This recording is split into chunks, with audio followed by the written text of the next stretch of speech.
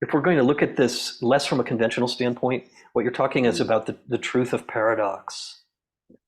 And what aspect of who we are is confused by paradox is usually kind of the rational mind that needs to understand in very sort of linear, rational ways. But maybe it's possible for these apparent paradoxes or paradoxical elements to coexist in ultimate truth, and which is the way it is. That there is no paradox in unified consciousness. There is no paradox there. It's just our comprehension of the apparent contradictions and paradoxes that arise for the mind when we're trying to understand. So maybe, I mean, one aspect of faith perhaps could be paradoxes are only apparent paradoxes, but I know that things can coexist.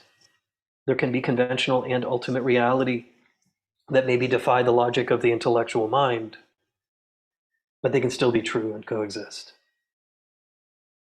That's my experience from the standpoint of cultivating shunyata.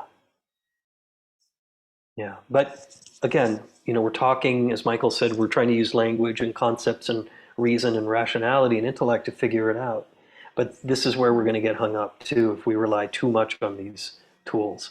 And so some of it is just the awe. And this is the Dharma Dhatu, being in total and complete awe, which isn't talked about often in Buddhism, but just the magic, the mystery, and the awe that is more than just my own experience, my own mind, but I'm part of something much, much larger.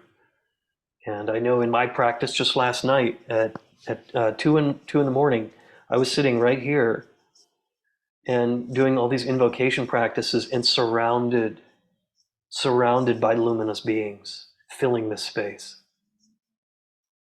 That's a good time to practice. And who are these beings? If I sit there and go, oh, who is this? Is this an archangel? Is this the Buddha such and such?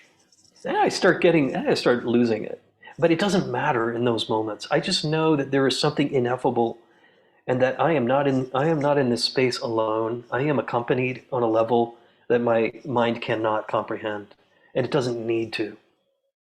And the more I let go and relinquish all of that needing to know, the deeper, the more profound it gets.